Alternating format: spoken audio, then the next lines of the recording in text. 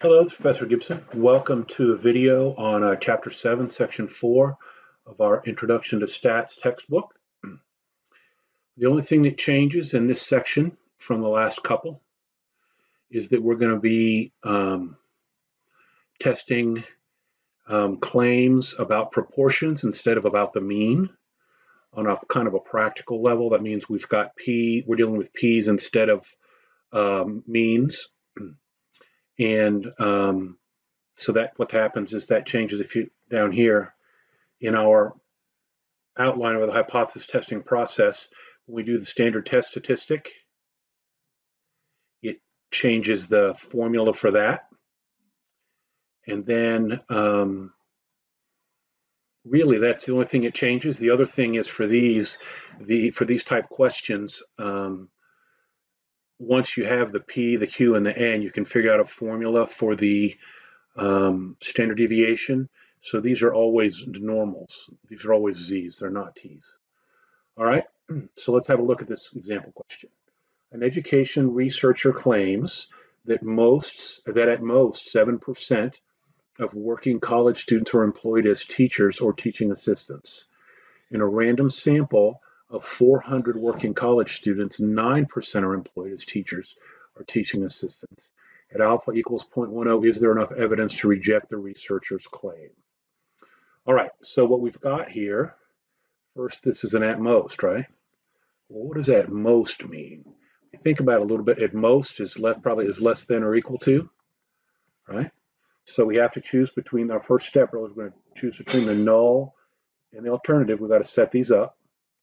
Since this is a less than or equal to, it includes equality.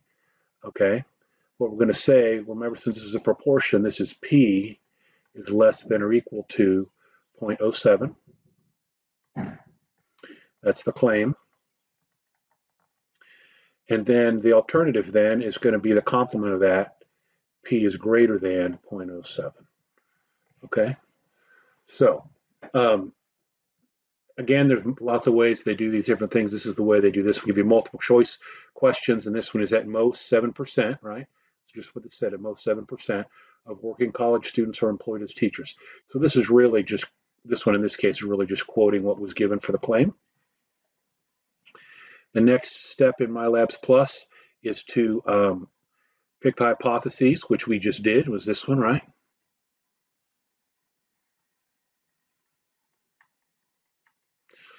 And this one was the claim, right? The claim is the null this time.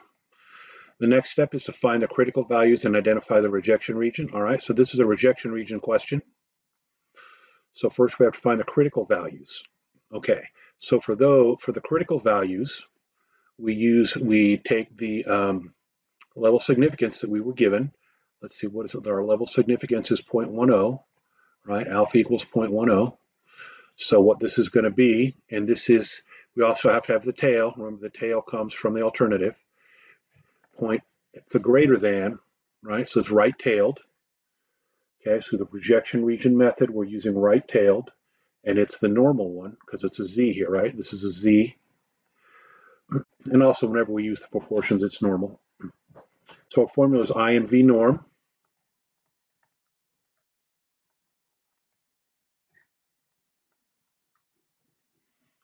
Put in the alpha, the level significance is 0.10,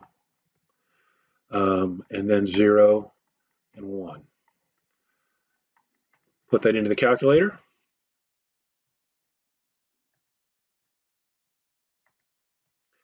And we'll get the 1.28. Okay. Now, all right, so the next thing is going to be the rejection region, okay? So remember, so this was right-tailed with a greater than, and so the rejection region is going to be when the critical value is greater than a number, it matches the tail, or matches the alternative, and it's 1.28. So it's actually going to be greater than or equal to, all right? So it's going to be greater than or equal to 1.28. All right, so if we come down here into the next thing, let's find that.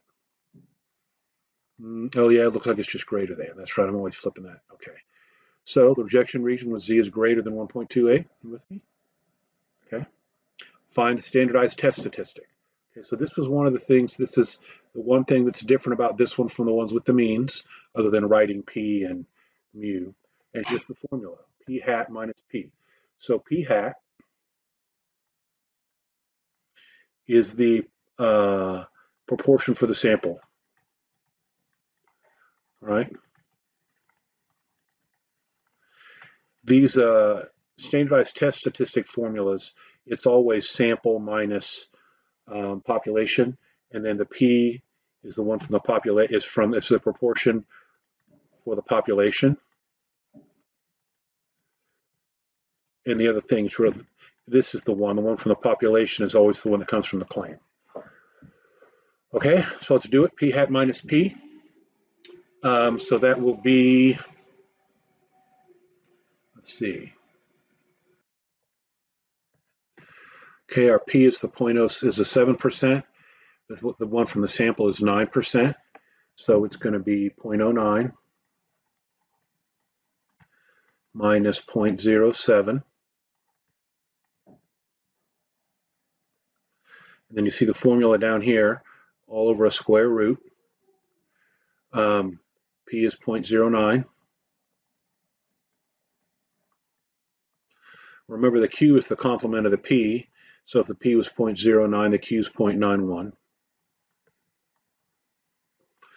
And then we divide this by the sample size, which you see right here was 400. The sample sizes on these proportional ones are always quite large. Okay, so we work out this test statistic, and it turns out to be 1.57, which is correct down here.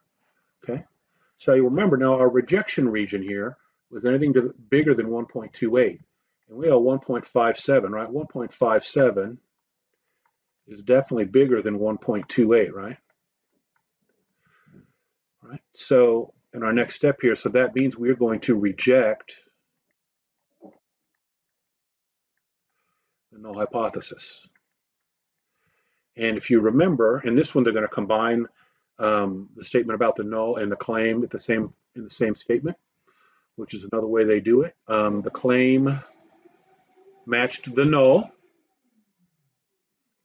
All right, so the claim matched the null, and we're rejecting the null, which means we're rejecting the claim. All right, so reject the null hypothesis. Yep, there is enough evidence to reject the claim. Short and simple, and that ends that question. Okay, so I wanted to go back over a couple things in the process in general that I've been getting questions about.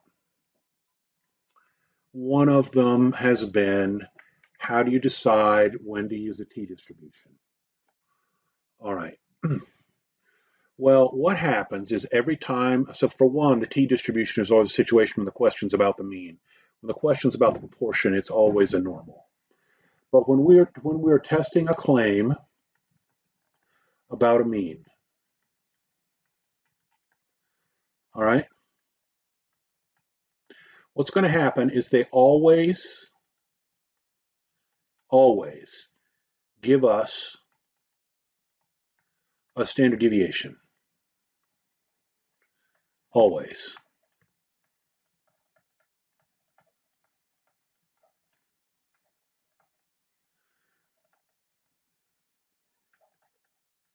All right, let me just call that SD for short. So when the one they give us, when the SD is for the population,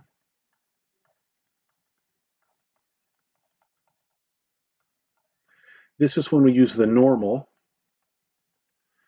and the letter that they'll use in the question is the Z, because that's the symbol for standard normal. Okay, when the SD they give us, the standard deviation is for the sample, this is the one case where we use the T. Okay, so in your chart up here, when you're using the T, right, for step 5 here, any place you see a normal, you replace it with a T. Okay, and the other thing that changes, whether it doesn't matter whether you're using the calculator or the Excel, it's the same.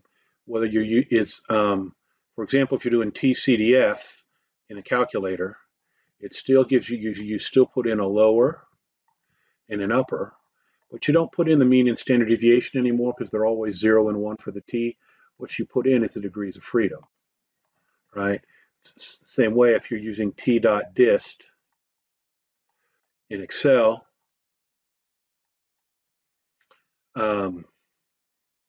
what you put in is your is the number you want to test, right? And it's going to, right, whatever number you put in, it's going to give you the probability of being less than that number, and then comma, and then the degrees of freedom. And then you still do, then you've still got the thing about whether it's cumulative or not. So you'd always put in a 1. Okay. What's happening in both cases, instead of the mean and standard deviation slots in the formula, you've got the degrees of freedom. Same thing applies to the TI and V in the calculator. You put in the probability, and then you put in the degrees of freedom. I and V dot T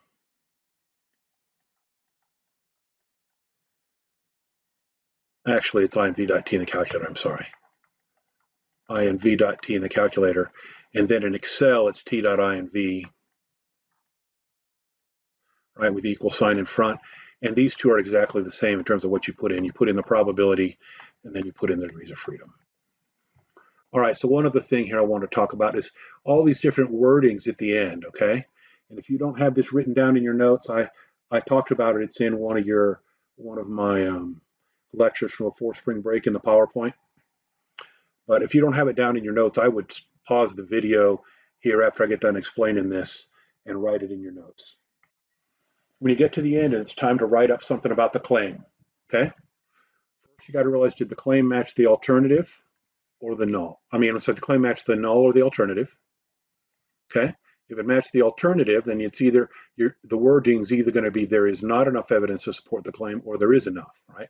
So if it matches the alternative, doggone it. I typed that backwards. I can't believe I did that. Just a second, let me fix that.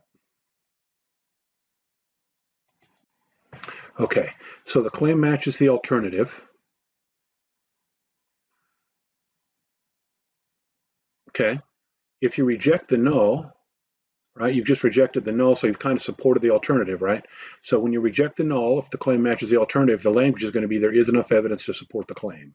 And they may or may not throw some other words in there where you're copying the information in about the claim for the question and about the level significance. If the claim matches the null, right, when you reject the null hypothesis, then there is enough evidence to reject the claim. If the claim matches the null and you don't reject the null hypothesis, then there's not enough evidence to reject the claim. Okay? Oh, and if the claim matches the alternative and you fail to reject the null, that means you've more or less, right, you've not rejected the null, so you can't support the claim. So when you fail to reject the null and the claim matches the alternative, the language will be there's not enough evidence to support. So these are your 4 options in terms of your wording. And in the questions in MyLabs Plus, they may or may not include facts that you copy from the claim that they give you or from the level of significance. All right. So that's it for the language. There's some more stuff there about the T, when to use the T and what the format is, just as a reminder. All right. So that's what I have for this time. I hope you found this helpful.